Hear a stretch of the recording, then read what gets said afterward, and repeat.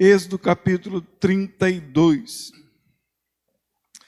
Mas vendo o povo que Moisés tardava em descer do monte, acercou-se o povo de Arão e disse-lhe: levanta-te, faze-nos deuses que vão adiante de nós. Porque quanto a este Moisés, homem que nos tirou da terra do Egito, não sabemos o que lhe sucedeu. E Arão lhe disse: arrancai os pendentes de ouro que estão nas orelhas de vossas mulheres e de vossos filhos e de vossas filhas, e trazei-mos. Então todo o povo arrancou os pendentes de ouro que estavam nas orelhas e trouxeram a Arão. E ele os tomou das suas mãos e trabalhou o ouro com um buril e fez dele um bezerro de fundição. Então disseram: este é o teu Deus, ó Israel, que te tirou da terra do Egito. E Arão, vendo isto, edificou um altar diante dele, e apregoou Arão e disse: amanhã será festa ao Senhor. E no dia seguinte madrugaram e ofereceram holocaustos, e trouxeram ofertas pacíficas, e o povo assentou-se a comer e a beber, depois levantou-se a folgar. E aconteceu que no dia seguinte, agora prestem atenção, Moisés disse ao povo: vós cometeste grande pecado, agora, porém, subirei ao Senhor, porventura farei propiciação por vosso pecado. O que é propiciação? Propiciação é apaziguar ou aplacar a ira de alguém. Propiciação. Propiciação é o ato de aplacar, parar a ira de alguém, de paralisar alguém que vem com fúria e ira sobre a tua vida. Propiciação. Esse texto é um texto próprio para se falar sobre propiciação. Entenda o que está acontecendo. Um povo que é tirado do Egito pela forte mão do Senhor, com sinais poderosíssimos, sinais que nunca ninguém tinha feito, pela mão de um homem, aliás, através de um homem chamado Moisés. O Senhor Todo-Poderoso arranca o seu povo do Egito, traz esse povo agora ao deserto. E isso nós já falamos, e falamos várias e várias vezes. O Senhor agora precisava dar leis a este povo, porque este povo não entende as leis de Deus, entende as leis dos egípcios, entende as histórias de Abraão, de Isaac e de Jacó. Eles têm a noção de que Deus criou todas as coisas, têm a noção de que Deus separou eles para ser um povo. Eles têm tanto a noção que quando Moisés estava no Egito e via o seu povo em sofrimento, Moisés tentou ajudar por suas mãos e teve que fugir do Egito. Mas tinha consciência, mas não conheciam as leis de Deus. Moisés sobe ao Monte Sinai para conversar com Deus, para dialogar com Deus. Deus começa a traçar leis para a vida daquele povo. E enquanto Moisés está no monte e o povo não sabe de nada, não entende de nada, o povo é cru na fé, no entendimento, na teologia, vamos dizer assim, o povo não recebeu o pergaminho, então o povo é cru. O que acontece? O povo entende que um Deus tirou ele do Egito e agora eles formam este Deus de ouro, para que eles possam agora seguir a este Deus. Eles dizem: este é o Deus que nos tirou do Egito. Essa é a transgressão do povo. Versículo 7 ao 9.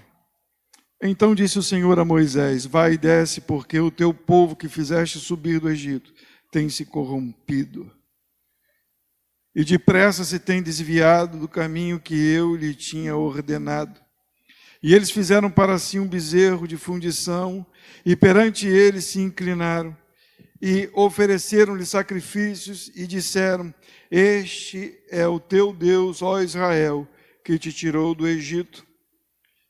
E disse mais o Senhor a Moisés: tenho visto este povo, e eis que é povo de dura. O problema do povo é que não se inclina a Deus. O problema do povo é que, mesmo não tendo leis, quer fazer coisas que Deus não pediu para que eles fizessem. Às vezes, a gente tem a mania de querer agitar as coisas. As coisas estão meio paradas, parece que nada está funcionando. Deus não disse nada. Olha, nós precisamos fazer alguma coisa, porque está tudo muito parado. E aí nós fazemos coisas que não agradam a Deus. Nós fazemos coisas que não foi por ordem do Senhor, foi por desejo do nosso coração. Sabe por quê? Porque Deus está demorando a nos responder. Porque Deus não está dizendo nada. E aí nós começamos a agitar, a tentar a Deus. Essa é a transgressão do povo. Deus é um Deus que se ira. É engraçado que parece que os crentes hoje em dia acham que Deus não se ira, que o amor de Deus é tão bom, mas tão bom, que Deus vai sempre passar a mão na cabeça da gente. Deus já deixou o exemplo dos pais.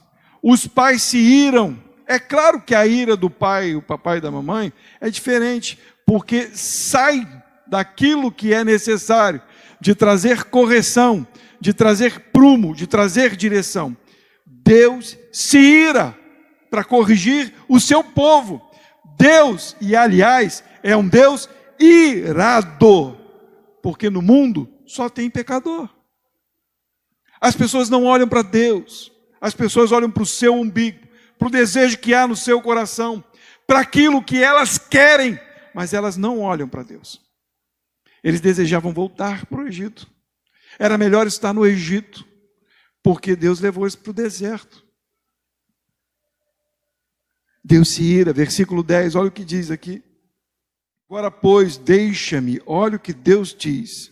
Agora, pois, deixa-me para que o meu furor se acenda contra ele e o consuma, e farei de ti uma grande nação. Sabe qual é a ideia de Deus? Acaba com esse povo, e agora de Moisés segue um povo. Acaba com eles todos, e Moisés, agora você vai seguir, e de você farei uma grande nação. O clamor de Moisés, versículo 11 ao 13. Moisés, porém, suplicou ao Senhor seu Deus e disse: ó Senhor, por que se acende o teu furor contra o teu povo que tiraste da terra do Egito, com grande força e com forte mão? Porque hão de falar os egípcios, dizendo: por mal os tirou para matá-los nos montes e para destruí-los da face da terra. Torna-te do teu furor, da tua ira, e arrepende-te deste mal contra o teu povo. Lembra-te de Abraão, de Isaque e de Israel e dos teus servos, quais por ti mesmo teus tens jurados. E lhes disseste: multiplicarei a vossa descendência como as estrelas dos céus, e as darei à vossa descendência toda esta terra de que tenho falado, para que possua por herança eternamente. O clamor de Moisés é interessante, eu acho lindo isso. A gente sabe que Deus não se arrepende, mas está escrito que se arrepende. Deus não se arrepende. O que Moisés está dizendo, para a gente poder entender: Deus, desvia a tua ira. Deus, aplaca a tua ira. Deus, paralisa. Não faça isso. Não está dizendo: Deus, isso é errado o que você está pensando, hein? Melhor você se arrepender. Não, Deus não se arrepende. O que acontece é que Deus muda a direção. Por quê? Por causa do clamor. A igreja não clama mais. A igreja não intercede mais. Nós já vimos a situação em que está o mundo, a situação em que está o Brasil, a situação em que estão os nossos jovens. Já viram como está, ou está tudo muito bonito? Está tudo muito legal? Está tudo show de bola? Não! O mundo está perdido.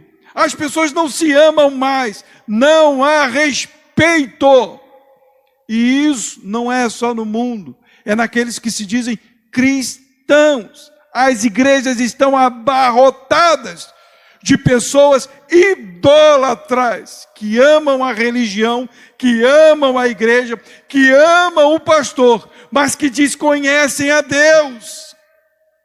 Obedecem a tudo que se diz, porque vai que se eu obedecer, a minha bênção chega, a minha vitória chega, eu vou fazer tudo o que está falando, é para construir, eu construo o bezerro de ouro. Porque eu preciso ser abençoado.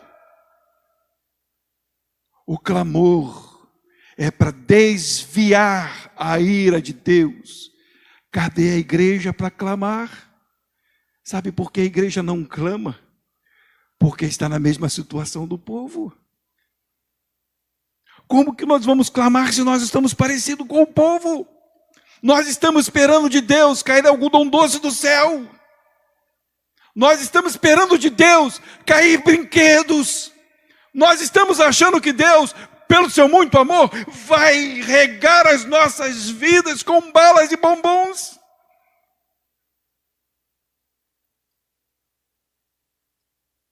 Deus está nos chamando para clamar por este povo que está perecendo e por nós também. O que Moisés fez é: Deus, não venha com a tua ira. Moisés lembrou do que Deus fez no Egito. Vocês lembram das pragas? Alguém já passou por alguma praga daquela no Egito? Ninguém passou. Moisés não só viu as pragas, como Moisés estava diante de Deus. Moisés tinha noção de quem era o Criador. O que Moisés está dizendo: Deus, não, segura a tua onda, calma aí, espera aí. É teu povo, foi o Senhor quem prometeu, porque água e óleo não se mistura, pecado e Deus não se mistura. Eu vou pecar hoje aqui, está tudo bem, amanhã Deus perdoa mesmo. Não mistura uma coisa com outra. Por isso a nossa vida deve ser de arrependimento e de clamor. Deus, por favor. A promessa de Deus, Deus zela em cumprir a sua palavra. Versículo 14.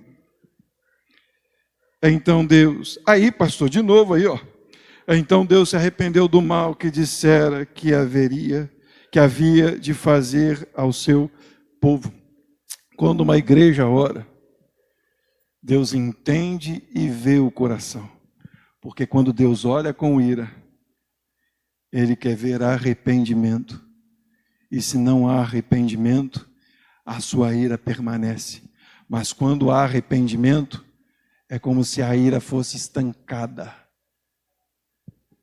Quando Deus ouve o clamor de Moisés, não é o clamor do povo. Quando Deus vê o coração de Moisés, a ira de Deus é aplacada. Ele paralisa em dizer: entendi, não vou fazer isso que eu disse que iria fazer. A igreja precisa entender isso e clamar a Deus. Buscar em clamor a Deus, por nós e pelo povo. Porque o sacerdócio de Moisés, versículo 21, diz assim. Agora é aquela parte em que o sacerdote se direciona ao povo. O pastor, o presbítero, o evangelista, aquele que está na direção, toma agora o entendimento e agora vai ao povo. E ele diz: Moisés, o sacerdote, perguntou a Arão: que tem feito a este povo, que sobre ele trouxeste tamanho pecado? Essa é a autorização que Deus deu ao sacerdote,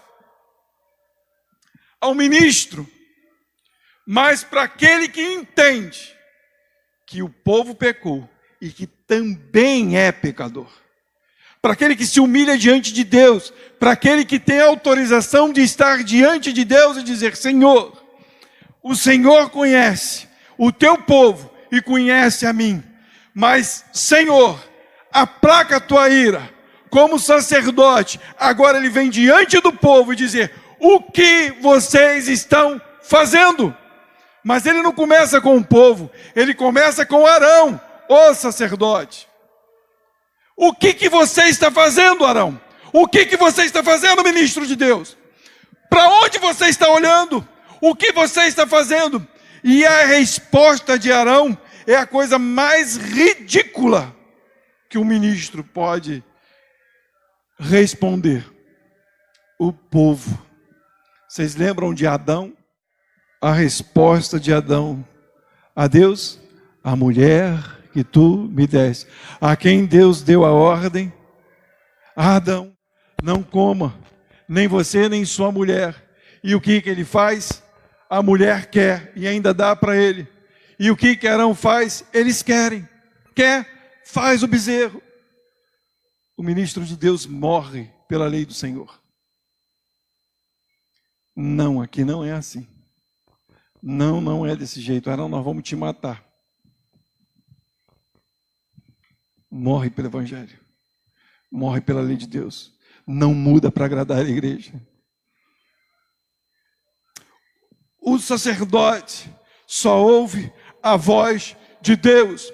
O sacerdote, ele clama a Deus pelo povo. Por quê? Ele clamou antes por si. Arão, o que você fez? Olha, foi o povo que estava aí. Eles pediram e eu fiz. Versículo 22 diz assim: então respondeu Arão: não se acenda a tua ira, não se acenda a ira do meu senhor. Tu sabe que este povo é inclinado ao mal. Aquele que compreende quem é, ele vai dizer: meu Senhor, perdão, eu pequei, eu errei. Aquele que está na direção nunca vai dizer: foram eles. Isso eu aprendi. E por várias vezes que algumas pessoas me condenaram, eu não tenho dúvida, fui eu que fiz. Porque se eles não entenderam, é porque eu não soube passar. Eu pequei. Versículo 29. Porquanto Moisés tinha dito: consagrai hoje as vossas mãos ao Senhor, porquanto cada um será contra o seu filho e contra o seu irmão, e isto para que ele vos conceda hoje uma bênção. Esse versículo aqui é interessantíssimo, porque quando Moisés dá o ouro para eles beberem, por causa do pecado do povo, Moisés manda e pergunta: quem é pelo Senhor? E aí vem os levitas, os filhos de Levi, e se juntam com Moisés. Moisés manda eles embainharem a espada. E agora vá na porta, na congregação, e começa a matar o irmão, o vizinho e o amigo. Nossa, que coisa triste, que coisa cruel. Gente, entenda uma coisa: o Deus que te chamou e que me chamou, Deus não aceita o pecado. Deus não ama o pecado de forma nenhuma. O povo que ele tirou do Egito, entendam isso, parece uma coisa muito dura, mas isso é para a nossa vida hoje, porque quando ele vier no céu, não vai ter pecador, nem pecado. Ele tira um povo e faz um povo para ele, para que aquele povo seja um povo santo. Então, quando o povo começa a pecar, ele diz: arranca o pecado do meio de vocês, porque se vocês continuarem pecando, eu virei com fúria, assim como eu fiz no Egito. Mas entendam, gente, é sério.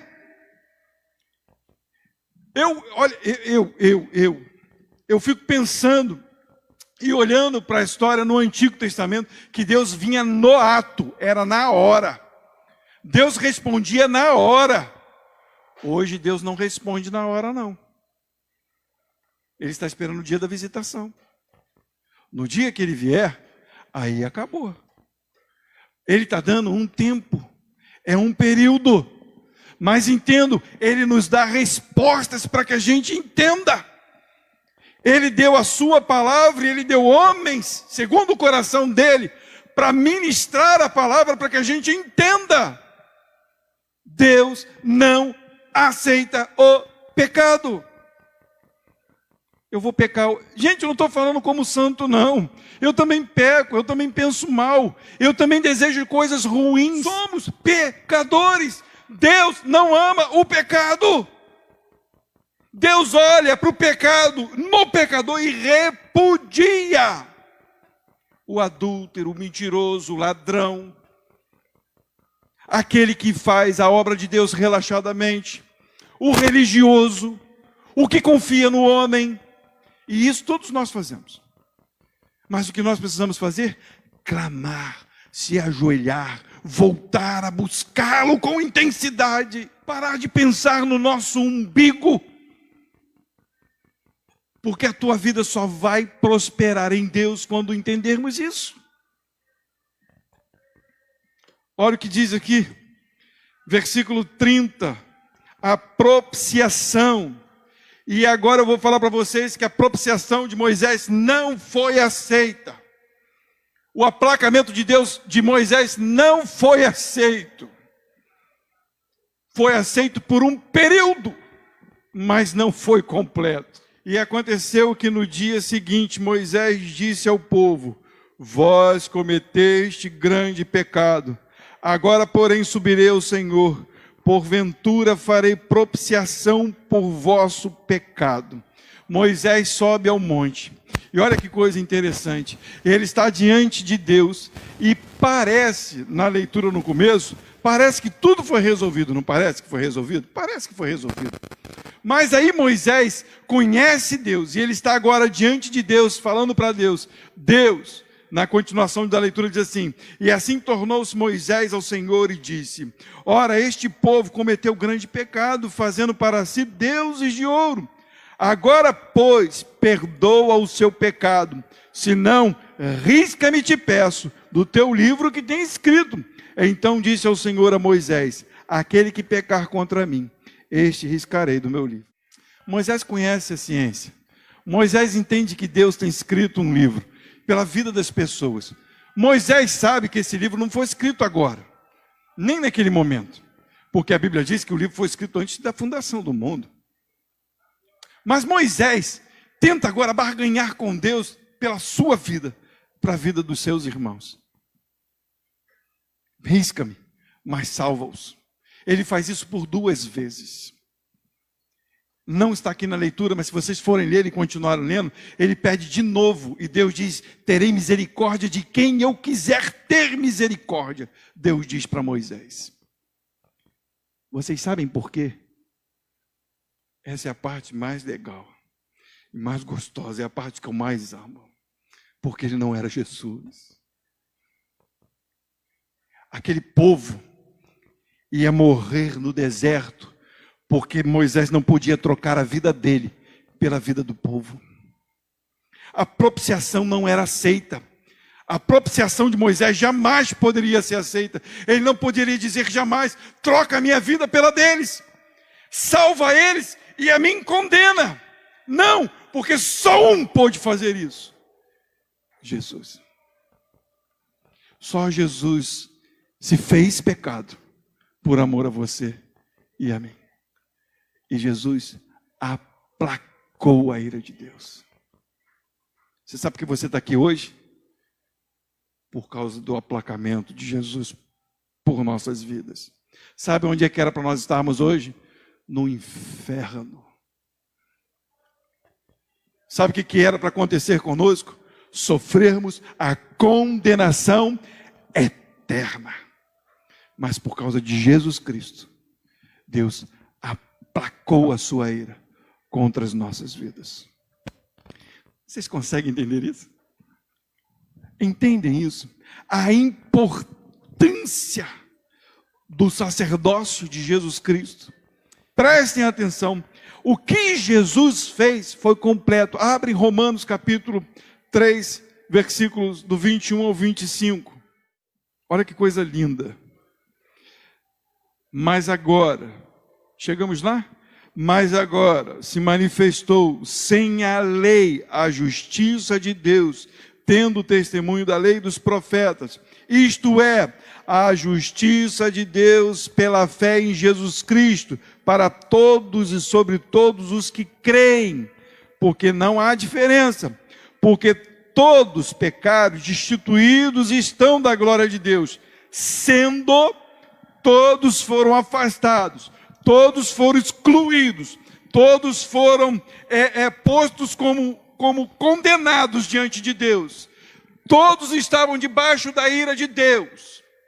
Mas graças a Jesus, diz assim, versículo 24, sendo justificados gratuitamente pela sua graça, pela redenção que há em Cristo Jesus, o qual Deus propôs para propiciação, para aplacar pela fé no seu sangue, para demonstrar a sua justiça, pela remissão dos pecados dantes cometidos sob a paciência de Deus. O que Jesus Cristo fez foi aplacar. Ele tomou o teu lugar, o meu lugar. Ele se deu por nós. Ele se fez pecado por nós. Entendem isso? Isso tem que estar gravado no nosso coração, porque o que nós vamos fazer é com entendimento.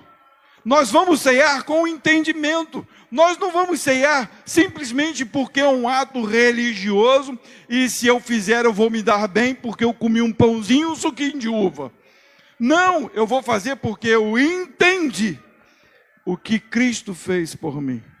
A graça que veio sobre mim. O amor que veio sobre mim. E aquilo que fez com que Deus não se irasse contra mim. A propiciação de Jesus. João capítulo 17. Jesus orando pelas nossas vidas. Vê se Moisés poderia fazer assim. Eu achei lindo isso. Eu amo a palavra de Deus. Eu amo juntar os textos. Quando eu olho para um texto complicado e eu vejo um texto que descomplica, eu fico assim maravilhado. Eu vejo o clamor de Moisés. E eu vejo a ira de Deus. E eu vejo o clamor de Jesus. E o amor de Deus sendo derramado. É lindo demais. João 17, a partir do versículo 9, diz assim: eu rogo por eles, não rogo pelo mundo, mas por aqueles que me deste, porque são teus. Olha o clamor de Jesus, olha o clamor de Moisés. Foi o Senhor que tirou do Egito, não fui eu não. Olha, risca o meu nome do livro da vida. Faz assim, Jesus diz agora. Eu rogo por eles, foi o Senhor quem me deu, porque são teus. E ele continua dizendo, e todas as minhas coisas são tuas, e as tuas coisas são minhas, e neles sou glorificado. Eu já não estou mais no mundo, mas eles estão no mundo. Eu vou para ti. Pai Santo, guarda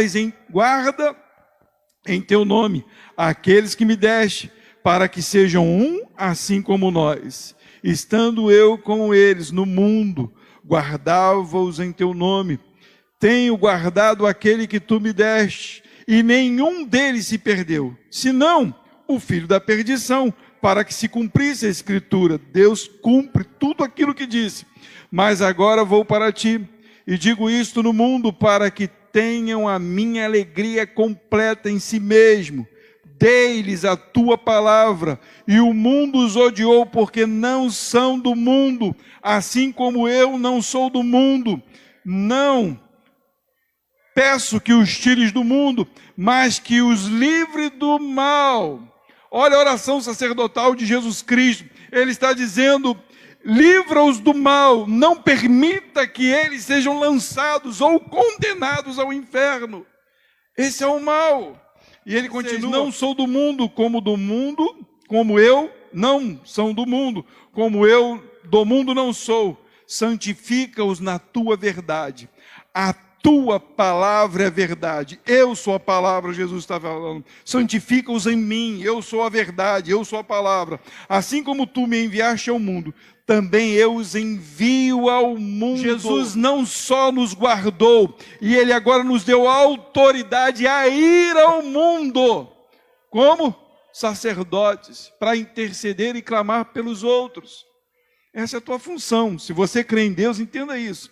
E por eles me santifico a mim mesmo, para que também eles sejam santificados na verdade. E ele agora estende. E não rogo somente por esses, Pedro, João, Tiago, Mateus, não rogo só por esses que estão aqui do meu lado, também por aqueles que pela tua palavra hão de crer em mim. Estamos aqui, para que todos sejam um, como tu, ó Pai, és em mim, e eu em ti, que também eles sejam um em nós, para que o mundo creia que tu me enviaste. Lindo demais o que Jesus fez por mim e por você. O que nós estamos fazendo aqui, nós estamos celebrando a vida.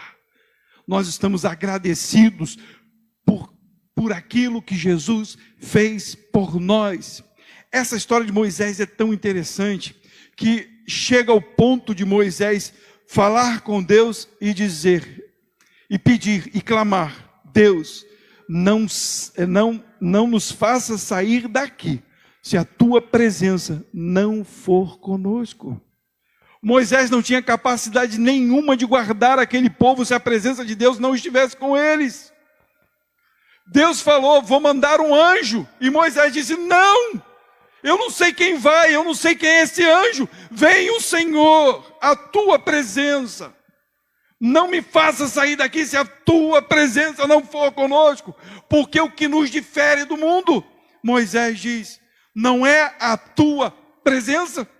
E a igreja clama por coisas materiais, quando deveríamos clamar pela presença do Criador em nossa vida. Sabe quando o mundo vai mudar? Quando a igreja for de verdade de Jesus Cristo e priorizar a presença de Deus. Sabe o que esses homens de Deus fizeram? Largaram tudo por amor a Jesus. Foram estupendos, transformaram vidas, fizeram milagres por causa da presença que havia nos seus corações. Sabe o que a igreja de hoje faz? Nem cosquinha. Estou falando a começar em mim como pastor. Nós não fazemos nem cosquinha. Para a gente juntar uma multidão, a gente tem que fazer uma festa. Tem que botar luzes. Tem que fazer um som maravilhoso. Tem que anunciar, botar placa. Sabe o que aqueles homens faziam? Nada. Só pregavam o evangelho. Sabe o que Jesus fazia quando curava alguém? Botava no Facebook. Não, ele falava, não diga para ninguém. Sabe o que Elias fez quando curou o filho da viúva? Ele deu para a mãe. Ele não saiu falando para todo mundo. E o que nós fazemos? É espetáculos para encher a igreja e esvaziar os corações. Nós deveríamos clamar a Deus pela presença do Senhor todos os dias, porque o mundo em que nós vivemos é um mundo mau, e nós temos nos tornado tão mau quanto este mundo. Moisés experimentou isso, viu isso, e nós estamos vivendo isso, porque parece que a graça está se esvaindo da nossa mão. Mas graças a Deus, que Ele disse que os meus, nenhum se perdeu. Graças a Deus, porque Ele aviva os nossos corações. Graças a Deus por essa palavra que nos traz de volta. É por isso que nós vamos ceiar. É por isso que nós vamos agradecer a Deus pelo ato dEle, por aquilo que Ele fez por nós. É por isso que esse momento é importante. É o momento que nós olhamos para Deus e dissemos: nossa, eu não merecia, mas o Senhor se pôs no meu lugar, morreu a minha morte, mas ressuscitou me dando vida.